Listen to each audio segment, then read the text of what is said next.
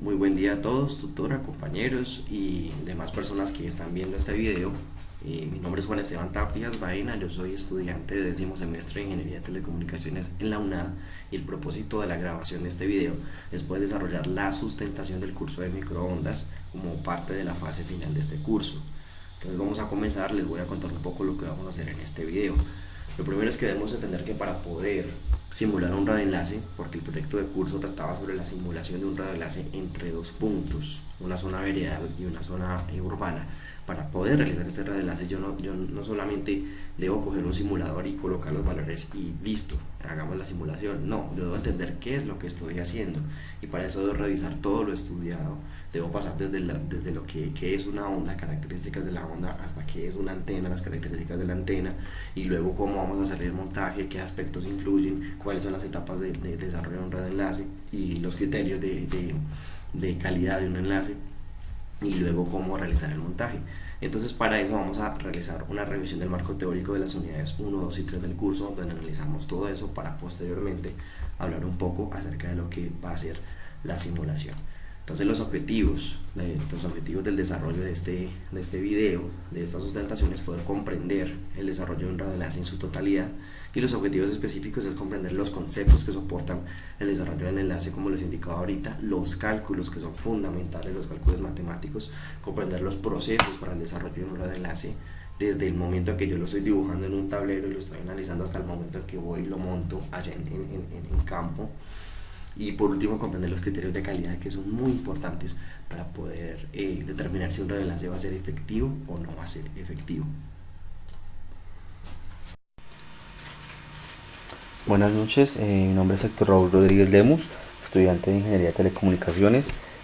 A continuación voy a hacer la sustentación de la unidad 1, tal como acordamos con el compañero Juan, para hacer la sustentación del trabajo final. Bueno, la unidad 1 trata de la conceptualización de ondas electromagnéticas. Esta unidad relaciona más que todo lo que son conceptos para tener en cuenta en el momento de crear un enlace o tener en cuenta todas sus definiciones del tema de ondas. Debemos tener en cuenta que las ondas electromagnéticas tienen características importantes como lo son el periodo, longitud de onda, velocidad de propagación y polarización electromagnética. Vamos a escribir cada una de ellas. El periodo es el tiempo que tarda en repetirse un fenómeno periódico, ya como lo dice el nombre. En el estadio es el tiempo que transcurre desde que te has levantado en volver a tocar la cama, o que te acuestas y te levantas. Hay diferentes periodos, ¿no? Unos son constantes y otros no son constantes. Ejemplo, también el tiempo que tarda la Tierra en dar la vuelta alrededor del Sol. Eso tiene un tiempo que aquí lo podemos ver en esta gráfica en las ondas electromagnéticas. Es el tiempo que tarda cuando empieza desde acá, desde el punto cero, baja la cresta, sube nuevamente, tiene una amplitud y vuelve y toca el punto inicial. ¿Ven? O sea, donde iniciamos el periodo. Ese es como el periodo que estamos hablando. La longitud de onda. La longitud de onda es la distancia real que corre en una perturbación en un determinado intervalo de tiempo. El intervalo de tiempo es transcurrido entre dos máximos consecutivos de alguna propiedad física de la onda. En este caso puede ser máximo negativo o puede ser también puede ser negativo, ¿sí? Aquí que vamos a ver, tenemos dos partes, es importante tener en cuenta las partes de la onda. El punto máximo donde llega es la cresta, todo esto es la cresta. Cuando él llega a la parte negativa y desciende la parte del valle, ¿sí? Entonces, ¿cuál es la longitud de onda? Desde el punto máximo de la cresta, de cresta a cresta, ¿sí? Esa es nuestra longitud de onda. Esa longitud de onda, ¿qué podemos hacer? Yo tengo acá en mi equipo un software o una página donde simulamos todo eso. Entonces, por ejemplo, vamos a ver aquí en ondas circulares, para hacer un ejemplo, la longitud de onda. Aquí podemos ver que podemos modificar la longitud de onda entre la amplitud, ¿sí? Entonces, ¿cuál es la longitud de onda en este momento? Desde este punto a este punto, ¿sí? Igual aquí yo puedo alinearlas y podemos ver que de este punto a este es nuestra longitud de onda, ¿sí? Tiene una velocidad diferente y un tiempo diferente. Esa es la longitud de onda. Seguimos ahora con La velocidad de propagación. La velocidad de propagación es la magnitud que puede medir la velocidad a la que se propaga una perturbación de la onda a lo largo de su desplazamiento. ¿Sí? Como nos podemos dar cuenta en el ejercicio anterior que yo estaba haciendo, la velocidad la estaba yo administrando con el mouse para verificar qué tan lento era o qué tan rápido era. Esta relación se expresa de forma matemática, que es la velocidad es igual a la longitud de onda, que es delta, dividido el tiempo. Esa es la fórmula para poder hallar la velocidad de la propagación de la onda. Entonces nuestra propagación de la onda cambia también dependiendo de la velocidad que yo le pongo acá en este punto. Aquí vemos la gráfica de la imagen donde está el señor, la manito dándole la velocidad. Aquí en la página que les estaba mostrando ahorita también tenemos ejemplos de velocidad de propagación. ¿Dónde está? Onda electromagnética, podemos meternos acá y aquí podemos ver diferentes: la frecuencia, ¿cierto? ¿Se dan cuenta? Y la longitud de onda. Entonces la longitud de onda es delta. Entonces si queremos hallarlas, pues simplemente cambiar los valores, donde velocidad es delta sobre el tiempo. El tiempo pues obviamente que transcurre al llegar una onda de un punto a otro. La polarización electromagnética. La polarización electromagnética es una propiedad de las ondas, una de las propiedades de las ondas que puede oscilar con más de una orientación. ¿Esto a qué se refiere? Normalmente a las llamamos ondas transversales, en particular se suele hablar de ondas electromagnéticas, aunque también se pueden dar en ondas mecánicas transversales por parte de las ondas de sonido en un gas o en un líquido. ¿Sí? En una onda electromagnética tanto el campo eléctrico y el campo magnético son oscilantes, ¿sí? Pero en diferentes direcciones. Entonces ambas pueden ser perpendiculares entre sí o perpendiculares a la dirección de la propagación de la onda. Entonces tenemos este link acá, perdón, vamos a verlo un momento, me pareció interesante, lo bloqueé ahí, donde vamos a poder ver el video.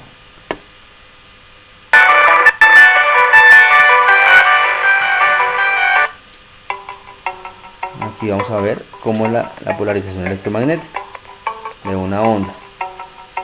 Vamos a hacer un ejemplo acá, perdón, voy a adelantar hasta donde nos interesa. Aquí podemos ver la gráfica, ¿sí? Cuando una onda entra por un cuerpo y se puede cambiar. Acá por ejemplo podemos ver, si se dan cuenta de la gráfica, vean cómo cambia, ¿ven?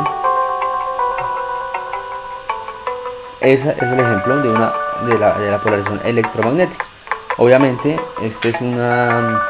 son con filtros LCD, que lo que hacemos es que pues, simulamos una luz para una onda con la luz. En el electromagnético funciona algo parecido. Vamos ahora a las características de las ondas microondas. Las ondas microondas están dentro de una gama de frecuencia entre 300 MHz por longitud de onda de 1 metro a 300 GHz de longitud de metro a 1 milímetro.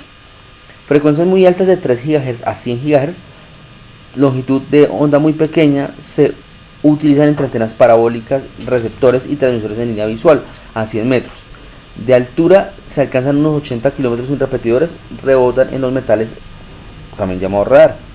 ¿Qué ventajas tenemos o aplicaciones? En la aeronáutica se utilizan para la tripulación de aviones, lanzamiento de misiles. Cuando se utiliza, por ejemplo, en los lanzamientos de misiles, cuando se detecta un blanco y se envía por movimiento de ondas. Esas son las nuevas tecnologías que hay para ataques en la parte de guerra. En las comunicaciones está la televisión, la telemetría, sistema satelital y la radionavegación. En la medicina la diatermia, el uso doméstico, hornos y calentadores. Y en la investigación en la meteorología y física nuclear. En el ámbito de las telecomunicaciones son muchas las ventajas que posee este tipo de transmisión comparada con los enlaces metálicos o cableados. ¿Cuáles se pueden nombrar en este momento? Su implementación se puede realizar sin necesidad de cables, eso es una ventaja grandísima. Posee múltiples canales disponibles. Las antenas para su propagación relativamente pequeñas son efectivas. El ancho de banda que va de 2 a 24 GHz, a esas frecuencias las ondas de radio se comportan como ondas de luz. Por eso la señal puede ser enfocada utilizando antenas parabólicas, ¿sí? Y antenas de embudo. Además pueden ser reflejadas con reflectores pasivos. Esta es muy utilizada para el tema de los radioenlaces. El volumen de inversión generalmente es más reducido. Es importante tener en cuenta que pues no todas las soluciones es solamente tener una antena en punto X y en punto Y nomás una.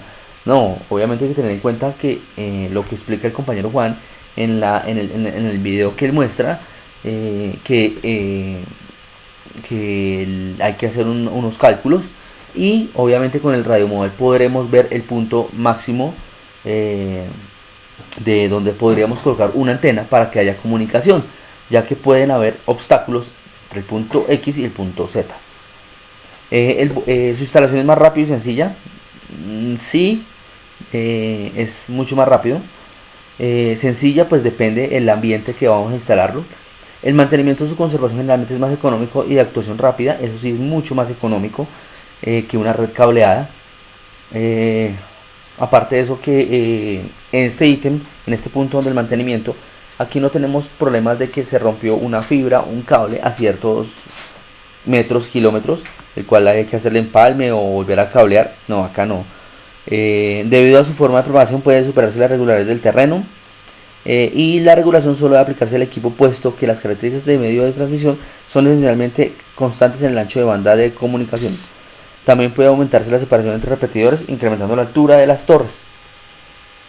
Eso lo hacemos en el radio mobile, donde el ejemplo pues lo podemos ver más adelante, donde el punto de altura de las antenas mejora la comunicación entre antenas repetidoras.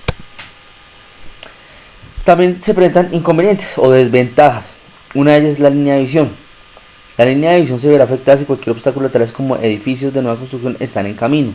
Obviamente aquí aplican también la parte atmosférica, la parte del clima, la parte de selva o bosque donde se estén instalando. Eso es importante tener en cuenta en el tema de los cálculos. Señal de absorción por la atmósfera. Las ondas microondas sufren atenuación debido a las condiciones atmosféricas. ¿Sí? Lo que estamos hablando anteriormente. Si llueve, si hay la humedad, el sol, incluso absorción de la atmósfera también funciona, por ejemplo, en países como donde hay radiación por el tema de la capa de ozono, fallan mucho el tema de las antenas. Espectro electromagnético. El espectro electromagnético es un conjunto de longitudes de onda de todas las radiaciones electromagnéticas. El espectro radioeléctrico es un recurso natural conformado por conjunto de ondas electromagnéticas cuya frecuencia se fija convencionalmente por debajo de los 3000 GHz, que se propagan por el espacio sin guía artificial. Aquí en la imagen que estamos mostrando podemos ver longitud de onda, el tipo de radio, la longitud de onda, el tipo del espectro electromagnético, en qué frecuencia y la temperatura que emiten esos cuerpos. Aquí podemos ver, por ejemplo, la longitud de onda en el tema de los radios de 10 a la 3, 10.000 GHz. Podemos ver que se utiliza más que todo el tamaño de los edificios, y la temperatura de los cuerpos es de hasta de 1 K. Así con cada uno de los ejemplos. Aquí también tenemos un claro ejemplo donde podemos ver que la nomenclatura, ¿sí?, las frecuencias que maneja cada uno, una aplicación, ¿sí?, y obviamente cómo las llamamos. Entonces, por ejemplo, las antenas que utilizan nuestros computadores por la wireless o por dispositivos de comunicaciones, la nomenclatura es BLF, que son de muy baja frecuencia, ¿cierto?, que trabajan de 3 a 30 kHz, y la longitud de onda es de 100 a 10 kilómetros. Esto es un ejemplo en el espectro electromagnético con temperatura. Si ven unos colores, eso también aplica la temperatura. En la imagen que les voy a mostrar a continuación, podemos ver aplicaciones. Por ejemplo, los submarinos trabajan BLF, que es muy baja frecuencia, ¿sí?, y trabajan de 3 a 30 kHz. Aquí está, ¿sí?, de 3 a 30 kHz. Las ondas largas, como lo son de las antenas de señal horaria, radiofaros, que trabajan LF. El LF trabaja frecuencias de 30 a 300 kHz. Aquí lo pueden ver. Y así con cada uno de los ejemplos. Por ejemplo, nuestros equipos satelitales de la casa, los de wireless, trabajan SHF. La nomenclatura es SHF, que son súper alta frecuencia, de 3 a 30 gigahertz, ¿sí? Y la longitud de onda es de 100 a 10 milímetros. ¿Listo? Ahí podemos verlo. Importante y es tener en cuenta es, estos equipos afectan entre ellos mismos, otros se traslapan en el tema, por ejemplo, la wireless. Por eso se manejan los canales. Eso es importante tenerlo en cuenta. Métodos de asignación del espectro de la ITU, ¿sí? La ITU es la Unión Internacional de las Telecomunicaciones. Ellos tienen 4 métodos importantes para la asignación del espectro por parte de ellos. Se resumen en cuáles: prioridad por orden de solicitud, por concurso, licitación comparativa, sorteo y subasta. La prioridad del orden de solicitud es el mecanismo de asignación más frecuente utilizado por las administraciones. El espectro se asigna teniendo en cuenta el orden de llegada a las solicitudes, ¿sí? Por concurso, el mecanismo utilizado para determinar qué solicitudes tendrán acceso a las cantidades de espectro limitadas. La comparativa es el mecanismo basado en el proceso de licitación, pero la asignación no se efectúa gratuitamente. Se invita a los solicitantes a presentar ofertas económicas para cumplir con los requisitos presentados por la administración. Sorteo. Este es el que se aplica a un gran número de solicitantes y se basa en la selección de ganadores al azar entre los solicitantes de competencia. Y subasta es el que se presenta un mecanismo de asignación de las solicitudes. Determinan el valor de por cobrar. El precio del espectro queda determinado por las fuerzas del mercado. Subasta aplican, por ejemplo, Claro, Movistar, todos sus ISP o proveedores.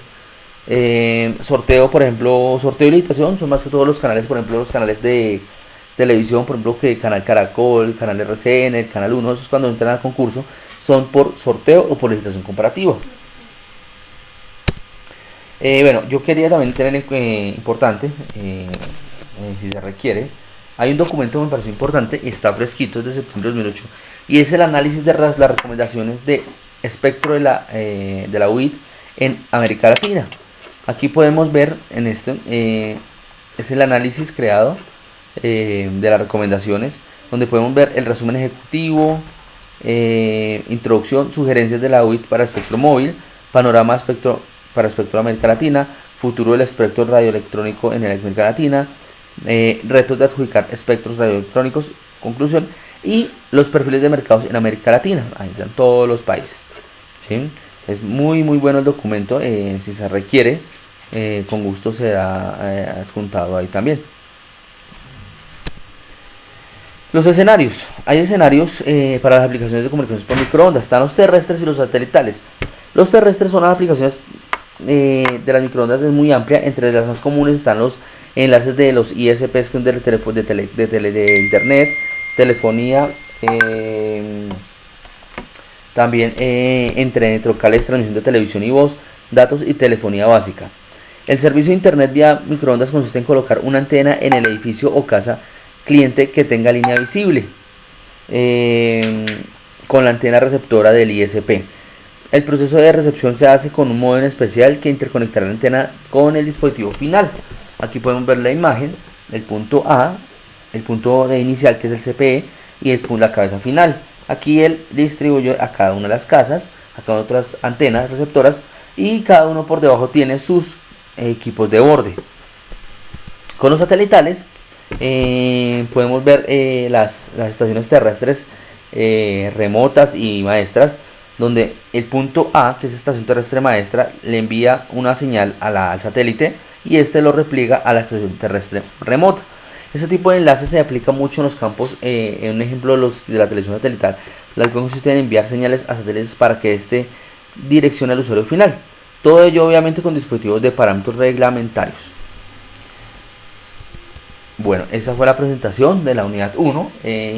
Seguimos con la unidad 2 que estaremos explicando a continuación. Bueno, vamos aquí entonces a hablar de varios conceptos fundamentales para comprender lo que son las características de una antena. Ya entramos a la unidad 2 y este tema particularmente a mí me emociona mucho, me interesa mucho, porque ya estamos hablando del equipo que vamos a usar. Entonces una antena tiene varias características, yo solo aquí voy a resaltar 1, 2, 3, 6 características importantes. Lo primero es la ganancia.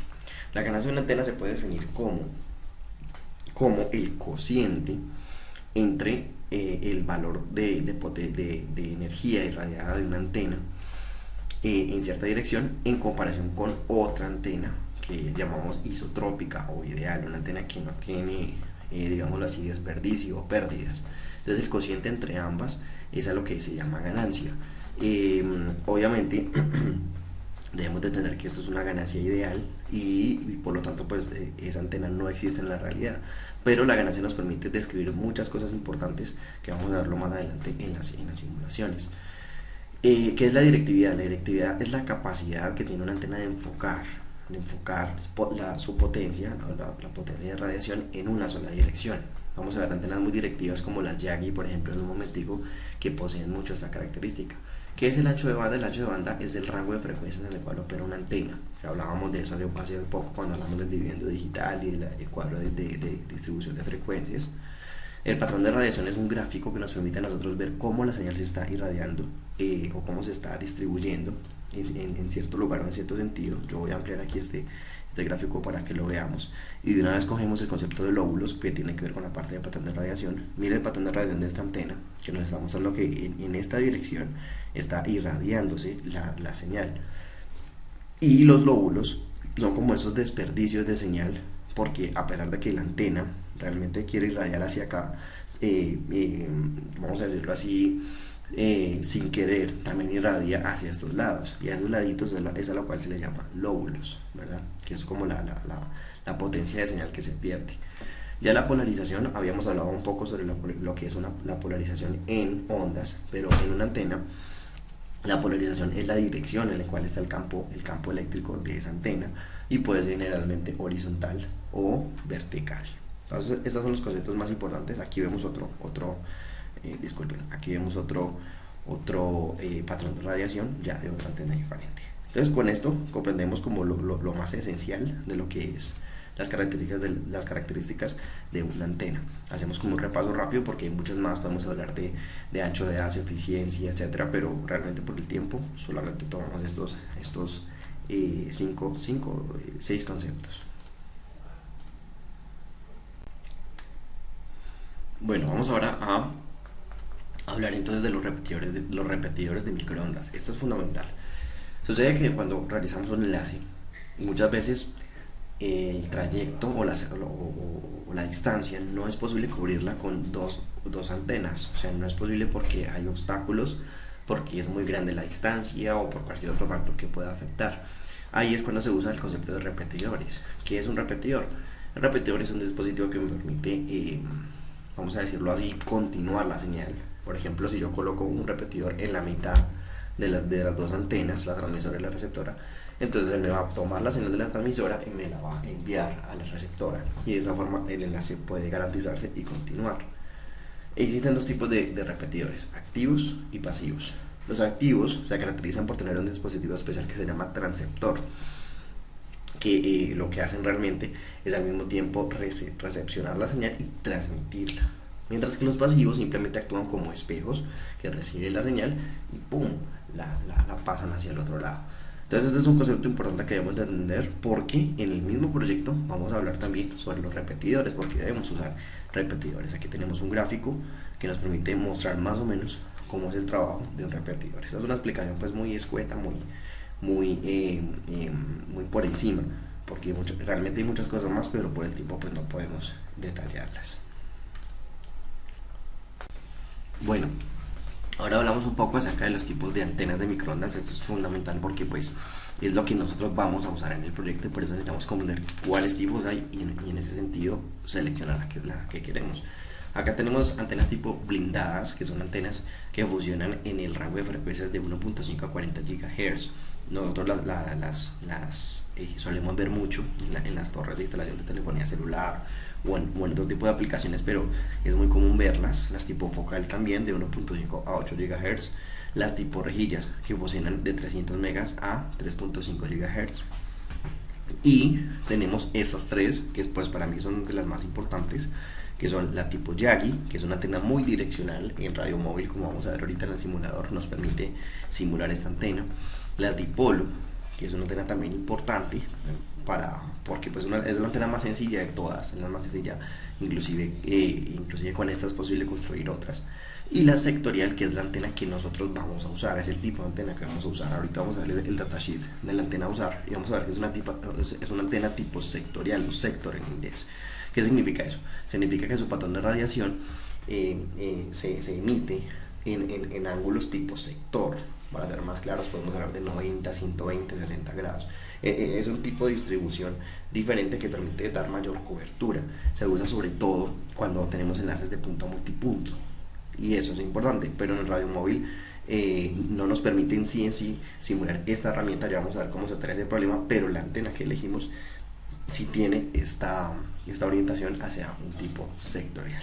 Entonces, ya con eso claro, vamos ahora a pasar a lo que es ya la planificación y el despliegue del radioenlace, las etapas en las cuales se desarrolla un radioenlace. Pero antes de eso, yo debo mencionar que aquí hicieron falta algunos temas, los voy a mencionar rápido. Por ejemplo, sobre los tipos de torres de antenas a usar, que por el tiempo pues no puedo colocar todo eso acá, pero por ejemplo en los tipos de torres tenemos torres tipo arriostradas, torres tipo mástil, torres tipo monopolo, que son torres que nosotros tenemos que examinar para saber cómo se adecuan a las necesidades del proyecto y de la misma forma instalarlas así.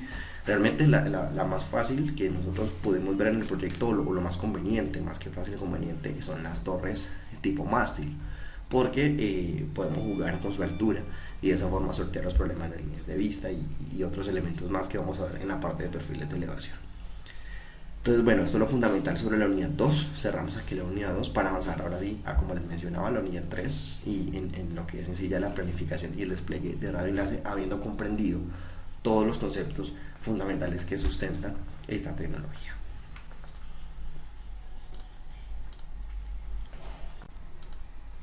Muy bien, entonces es importante comprender que ya cuando hemos realizado toda la revisión bibliográfica y el estudio conceptual del tema, necesitamos ahora ver cómo vamos a realizar el radioenlace, y para eso hay una etapa de planificación y despliegue. Entonces realmente tenemos un total de 12 pasos a seguir. No necesita ser estrictamente necesario así, pueden haber más o pueden haber menos, pero esos son los más importantes que encontré a través de la investigación y de la experiencia en este tipo de temas. Entonces para eso vamos a ir hablando a cada una de las etapas. La primera de ellas es el análisis de sitios de instalación de las antenas, y esto es fundamental porque pues nosotros necesitamos saber dónde vamos a instalar nuestras antenas y cómo realizar este análisis. Acá en este documento yo tengo acá algunos factores importantes que tenemos que tener en cuenta a la hora de analizar esta parte. Primero son las condiciones de clima en el sitio. Ahí es muy importante saber las temperaturas, saber las condiciones de humedad, para poder saber si podemos instalar ahí o no la antena, ver si vamos a instalar ahí el mástil o el tipo de torre, si el terreno es arenoso, si el terreno por el contrario es sólido o es más bien como pedregoso. Todos esos son temas de topografía que debemos de mirar, ver si la población del sector es numerosa o no. Esto es importante para temas de interferencia, de consumo de anchos de banda. Verificar el acceso a las vías de transporte, y esto es fundamental. Muchas veces nos vamos a meter en una montaña por allí recóndita y no sabemos si en ese punto hay acceso a las vías de transporte, y para realizar el montaje si podemos llevar los trabajadores, si podemos llevar el material. Y entonces esos pequeños detallitos que al parecer desde un computador, desde un escritorio no parecen importantes, pero cuando llegamos allá nos damos cuenta de eso. Punto de alimentación de energía más cercano, fundamental. Sin energía no puedo yo poner a funcionar esas antenas, esos equipos. Entonces ahí es fundamental saber que contamos con eso y ver qué infraestructura existente hay para poderla aprovechar. Esto es importantísimo porque pasa mucho que cuando se va a realizar un proyecto se toma en cuenta todo, pero cuando llegamos ahí vemos que por ejemplo ya había un mástil ahí, ya había la estructura realizada, y que pues simplemente es instalar las antenas, no hay que pensar en otras cosas, y pues eso redunda en el tema de gastos. Entonces todo esto es importante para saber dónde vamos a instalar las antenas, que es la etapa número 1. Ahora, la creación de perfiles de elevación, y para eso acá vamos a dar un pequeño repaso, aunque ya esto lo hicimos en el video de sustentación de la simulación, pero vamos a dar un pequeño repaso aquí gracias a Google Earth. Para poder yo realizar los levantamientos de perfil de elevación, yo necesito tener la cobertura entre los dos puntos y así poder ver cómo está el tema de topografía entre ambos. Anteriormente se usaban herramientas topográficas para esto y eso obviamente era un poco más complejo, pero hoy gracias a herramientas como Google Earth o Radio Móvil nosotros podemos verlo. Voy a realizarlo aquí en Google Earth. Aquí yo previamente voy a deseleccionar estos puntos, pero aquí yo previamente entre Huacas y Popayán yo he trazado una línea de vista, voy a colocarlo acá, Huacas y Popayán, para los que están viendo este video y no conocen sobre el proyecto. Estamos hablándoles de que vamos a realizar una transmisión, a crear una transmisión entre el edificio de Movistar, un edificio de Movistar en Popayán y un punto en una vereda llamada Las Huacas, cerca a Popayán. Realmente estamos hablando de unos cuantos kilómetros, vamos a verlo aquí, mostrar perfil de elevación y nos permite ver que son de alrededor de casi 10 kilómetros, Entonces fíjense que acá tenemos todo lo que es el perfil de elevación. ¿Y para qué lo necesitamos? ¿Para qué necesitamos este perfil de elevación? Se preguntarán. Pues para llegar a la etapa 3, que es la determinación de posibles obstáculos. Entonces, en base en esto, yo tengo que llegar y mirar y decir, bueno, ¿dónde están los obstáculos en este enlace? Y me doy cuenta, por ejemplo, que aquí, a 5.80 kilómetros del edificio de Movistar, hay un pico alto de 2.110 metros de altura que me va a impedir la transmisión. Y luego me encuentro con otro pico de 2.087 metros de altura, ya 8.99 metros, que me va a impedir la transmisión. Entonces ahí empezamos nosotros a darnos cuenta que ya no es tan fácil como simplemente poner la antena aquí, otra allá y sale. No, tenemos que observar cuáles son esos obstáculos y así mismo ver cómo superarlos. Entonces esa es la tercera etapa, de determinación de posibles obstáculos. Bueno, aquí me faltó colocar el 4 y vamos a la parte de cálculo de altura de las antenas.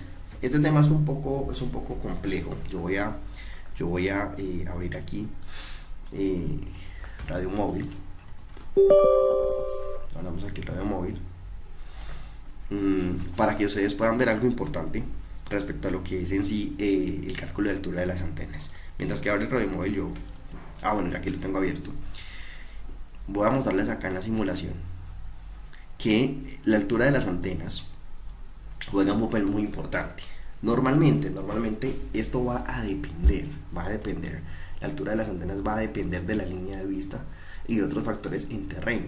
Entonces lo que uno normalmente hace es que los deja a 20 metros de altura, que es un mástil considerable de 20 metros de altura. Pero realmente hay otras herramientas que se pueden usar, por ejemplo, como otros cálculos que se pueden usar. Yo aquí los tengo, voy a mostrarlos acá. Y es, por ejemplo, determinar el efecto de refracción en el sistema, el cálculo del abultamiento con esta fórmula. El abultamiento es como nos permite a nosotros aplicar una corrección, gracias porque la curvatura terrestre de la Tierra afecta al radio enlace y nos permite a nosotros realizar esa corrección, el cálculo del abultamiento y verificar la zona de Fresnel.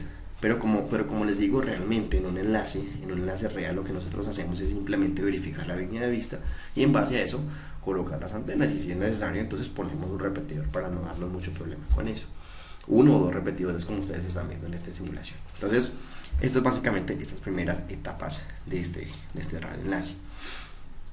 Bueno, vamos a la etapa 5, cálculo de pérdidas por trayectoria. Acá se tengo que remitirme a este documento donde ustedes pueden ver lo siguiente: pérdidas por trayectoria en el espacio libre. Estas pérdidas se encuentran con esta fórmula. Esta fórmula nos dice que es 32.45 más 20 por el logaritmo de la frecuencia en megahertz más 20 por el logaritmo de la distancia en kilómetros. Y aquí encontramos las pérdidas por espacio libre. En Radio Móvil, esas pérdidas por espacio libre, aquí vamos a darle acá. Esas pérdidas por espacio libre, nosotros las encontramos acá. Permítanme un segundo, las encontramos acá. Miren, pérdidas por espacio libre. ¿Sí? Y este valor es el que nosotros nos debería de dar al momento de realizar el cálculo. Entonces, luego de terminar esa etapa, pasamos ahora al cálculo del margen de desvanecimiento. Y este cálculo es un poquito más complejo porque tenemos que tener previamente calculado otras cosas. Acá lo tenemos. Y ese cálculo nos dice, bueno, usemos esta fórmula, esta segunda, nos dice que es que el margen de desvanecimiento se calcula como la potencia del transmisor menos la sensibilidad del receptor, menos las pérdidas de propagación que las acabamos de ver, menos las pérdidas de línea.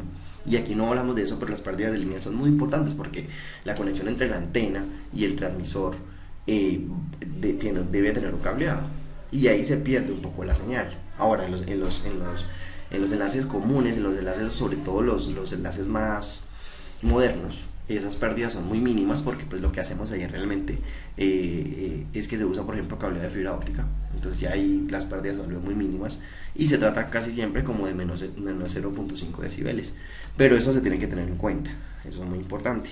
Y las ganancias de la antena transmisora y receptora, que en nuestro caso pues son la misma, o sea, sería multiplicado por 2. Cuando realizamos este cálculo encontramos el margen de desvanecimiento. Entonces esto es importante. Y acá determinamos los parámetros de las antenas y aquí abarcamos varias etapas. Esta etapa 7 abarca varias. Porque, ¿qué parámetros de las antenas? Por ejemplo, el umbral o sensibilidad del receptor. Este es un parámetro muy importante, pero que lo da la antena. Entonces nosotros necesitamos identificarlo. La potencia de recepción, esta también lo da la antena. La potencia de transmisión, la misma cosa, también lo da la antena, ¿verdad? Entonces este es un punto muy importante a tener en cuenta. Bueno, aquí nos faltó algo importante, no sé por qué no lo incluí aquí en la presentación, pero es la parte del criterio para la selección de la antena. Entonces yo quiero que veamos aquí algo importante.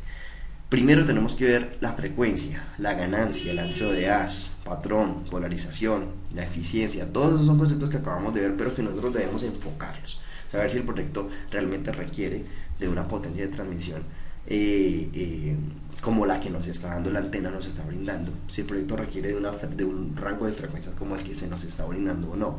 Todo eso debemos de tenerlo en cuenta a la hora de elegir las antenas. En nuestro caso, nosotros elegimos una antena muy importante que vamos a mostrar en la siguiente sección del vídeo. Y por último, los criterios de calidad del enlace. Un enlace, para que sea viable, para que se pueda ejecutar, requiere que se mida matemáticamente los criterios importantes. Yo no voy a ahondar en esto porque pues realmente por tiempo no me daría, pero es importante tenerlo en cuenta, y en el documento resumen de esta misma sustentación está bien explicado en detalle cómo se aplican esos criterios.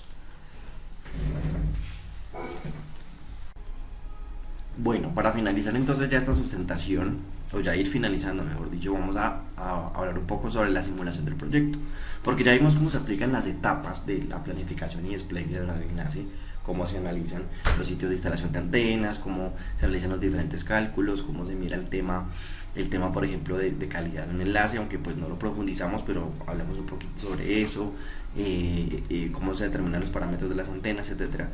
Pero nos quedan pendientes algunos puntos que yo quiero profundizar y ver un poquito la simulación, aunque como hablábamos ya lo hemos puesto, ya lo hemos visto en un video anterior en la fase 4 de este curso, si mal no estoy. Entonces, primero quiero ver acá determinación de los parámetros de las antenas. Entonces yo aquí para eso me he descargado el datasheet de la antena que yo voy a usar. Esta es una antena 2x2 MIMO Base Station Sector, por eso les decía ahorita que era una antena tipo sectorial. Voy a bajar un poco. Miren, a ver, voy a bajar un poco acá. Especificaciones, acá tengo las especificaciones. Entonces me dice que el rango de frecuencias de la antena que nosotros vamos a usar es esta específicamente, miren esta, 1690, trabajan de 2.3 a 2.7 GHz. Entonces con esto yo me fui a la simulación, miren acá, me fui acá, a ver, a ver si puedo cerrar aquí esto, sí, bueno, me fui acá a propiedades de las unidades, perdónanos acá, y espera que se me perdió acá, me fui acá a este punto, y acá ingresé las frecuencias mínimas y máximas de nuestra antena, tomando en cuenta que el datasheet, la ganancia de la antena viene que está entre 15, entre 16 a 17 decibeles isotrópicos. Entonces lo que yo hice acá fue colocar, vamos a ver aquí en miembros, ¿dónde está la ganancia de la antena? Miren, 16, ¿verdad? La potencia de transmisión es un parámetro que este datasheet no me lo estaba mostrando, yo lo tuve que investigar por aparte, y esa potencia de transmisión a nosotros nos la mostró como de 27 decibeles metro. El umbral del receptor, este parámetro no lo teníamos nosotros, yo tuve que suponerlo de menos 89, que es una suposición válida. Miren las pérdidas de línea de las que hablábamos hace un momento, está en 0,5, realmente sería menos 0,5, pero pues ya el simulador lo toma. Y aquí algo muy importante que quiero resaltar, creo que en el video anterior lo hice, pero voy a resaltarlo otra vez, y es que el tipo de antena debería ser antena tipo sectorial. Miren, no sé por qué está un poco lento acá este archivo, Pero esta antena, miren, esta antena me está hablando aquí de que es tipo sectorial, pero yo en radio móvil no tengo antenas sectoriales. Entonces lo que tengo que hacer es elegir una antena omnidireccional, porque una antena omnidireccional tiene un patrón de radiación circular. Ya hablamos de lo que es un patrón de radiación. Entonces eso significa que me va a garantizar que en los 360 grados, en los 360, me va a transmitir la misma potencia de radiación. Entonces, ¿cuál es esa potencia de radiación del transmisor? De 27, esa me lo va a transmitir en todas las direcciones. Entonces, si yo lo enfoco hacia donde quiero, por lo menos pues me va a permitir realizar una transmisión efectiva. Que si yo colocara una Yagi o otro tipo de antenas que posiblemente no me darían la misma cobertura. Entonces, esto es importante. La antena, la altura, como les decía, vamos a dejarla en 20 metros, eso ya lo habíamos hablado. Y bueno, esos son los parámetros básicos que se usaron para la simulación como tal. Radio Móvil es un simulador muy potente que nos permite a nosotros mirar muchas variables que simplemente a simple vista no tendríamos en cuenta. Entonces, como yo les mencionaba, este perfil en sí, desde el punto de las Huacas hasta el edificio, es totalmente inviable. Entonces, lo que necesitábamos es instalar un primer repetidor. Entonces, si tomamos desde las Huacas en sí, el primer repetidor, fíjense, sería este espacio acá. Vamos a ver acá el perfil de elevación, y van a ver que es un perfil de elevación mucho más viable, ya no está en rojo. El peor de Fresnel debe estar por encima de 0.8 y está en 1,1, o sea que ya es un perfil de elevación mucho más viable y sobre el cual sí puede haber una transmisión. Entonces eso era lo primero que queríamos verificar. Lo segundo es la transmisión entonces entre la repetidora 1 y directamente, yo quiero que lo veamos aquí más exactamente, repetidora 1 directamente al edificio de Movistar. Vamos a ver qué pasa si hacemos eso. De repetidora 1 directamente hasta el edificio de Movistar. Y vamos a ver acá, ventana grande. Miren que acá tenemos un problema. El problema es que este obstáculo sigue obstruyendo la señal. Entonces eso nos va a obligar a colocar otra repetidora. Entonces esa repetidora la vamos a llamar repetidora 2. Yo también ya previamente la he instalado. Entonces vamos a ver el perfil de elevación entre repetidora 1 y repetidora 2. Y miren que es un perfil también mucho más viable, mucho más viable. Y ya por último entre repetidora 2 y el edificio de Movistar. Entonces repetidora 2, yo puedo colocar acá edificio de Movistar. Y miren que ese perfil también sigue siendo un perfil mucho más viable, y con ello garantizamos la transmisión de la señal entre los diferentes tramos. Y pues a fin de cuentas que entre las Huacas y Movistar haya una señal efectiva. ¿Qué señal? ¿Qué requisitos? Bueno, eso ya excede al estudio de este curso, porque realmente, por ejemplo, si nosotros vamos a transmitir únicamente voz, entonces podríamos garantizar un ancho de banda más bajo, ¿cierto? Pero si vamos a garantizar video, tenemos que garantizar video, entonces mínimo un ancho de banda de 3 megas, o si lo queremos bien potente, de 20 megas. Entonces ya ahí entrarían a jugar otras cosas, pero como no sabemos los requisitos en sí del proyecto, lo único que queremos es que haya transmisión de datos, entonces simplemente garantizamos que haya una conectividad entre estas zonas. Entonces así finalizamos ya la parte de simulación. Espero que haya quedado claro. Radio Móvil es una herramienta muy potente, como les decía, tiene muchas cosas. Aquí podemos ver, por ejemplo, la cobertura de radio. Podemos acá modificar muchas cosas y verificar, por ejemplo, miren, aquí voy a hacer algo rápido. Puedo yo aquí verificar la cobertura de la señal y cómo se está distribuyendo en el mapa, y que eso a su vez nos permita evidenciar las zonas donde va a haber falta de señal, ¿sí? Miren la zona colorida, que es la zona donde la señal está llegando más fuerte, la zona oscura donde la señal no está llegando tan fuerte. Y Radio Móvil tiene muchas herramientas más que pues por falta de tiempo no podemos verlas ni profundizar, pero simplemente podemos decir que es una herramienta muy importante y muy potente como simulación. Entonces llegamos al final de esta parte de simulación. Ya vamos a ver lo que son las conclusiones para finalizar esta sustentación.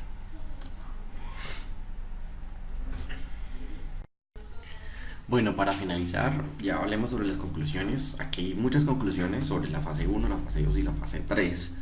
Yo realmente, pues, para no ponerme a leer todas estas conclusiones y hacer como un video monótono, realmente lo único que yo quiero decir es que, o concluir de todo esto, es que es necesario para cualquier proyecto, y sobre todo en un tema de radioenlaces, es necesario revisar primero la bibliografía, analizar desde qué es una onda hasta qué es una antena, tipos de antenas, cómo funcionan, tipos de torres, toda la tecnología que se implementa, y a partir de tener todo ese conocimiento, entonces yo poder coger y elegir lo que requiere el proyecto. Obviamente debo entender también el proyecto y qué es lo que se quiere, porque pues por ejemplo existen antenas como por ejemplo la que elegimos, que si fuéramos a hacer un radioenlace de 30 kilómetros no nos serviría, entonces ya tenemos que elegir otro tipo de antenas a otra frecuencia diferente. Si queremos, por ejemplo, un radioenlace mucho más dedicado, donde haya más ancho de banda, más transmisión de datos, no solo voz, no solo datos en sí, sino también video, mucho más fuerte, mucho más pesado, entonces vamos a requerir del uso, por ejemplo, de bandas ya licenciadas, y ahí entramos a otro tema, solicita otro tipo de cosas, permisos, y eso es otro tema diferente, pero se requiere necesariamente conocer sobre los aspectos fundamentales para poder entender eso. Se requiere tener el fundamento, y a partir de eso entonces ya tenemos que realizar la planificación del enlace, y con eso poder realizar el montaje de un enlace como tal. De verdad que este curso, como conclusión final, voy a decir que este curso para mí fue muy importante. Realmente lo venía esperando desde hace mucho tiempo, realmente como desde séptimo, octavo semestre, que escuché sobre este curso, y es selectivo, lo quise tomar porque me encanta este tema de las microondas y los radioenlaces, y bueno, agradezco a la tutora, la ingeniera Catalina Ivette Córdoba, por su desempeño, su profesionalidad, su paciencia a responder todas mis preguntas, mis dudas, y el estar siempre pendiente de nosotros en el grupo. Entonces quiero agradecer a ella, y bueno, darle las gracias a todos los compañeros también que estuvieron en este desarrollo del curso, ya finalizando como tal. Entonces muchísimas gracias a todos, espero que haya quedado claro y comprensible este video, y nos vemos en una próxima oportunidad. Hasta luego.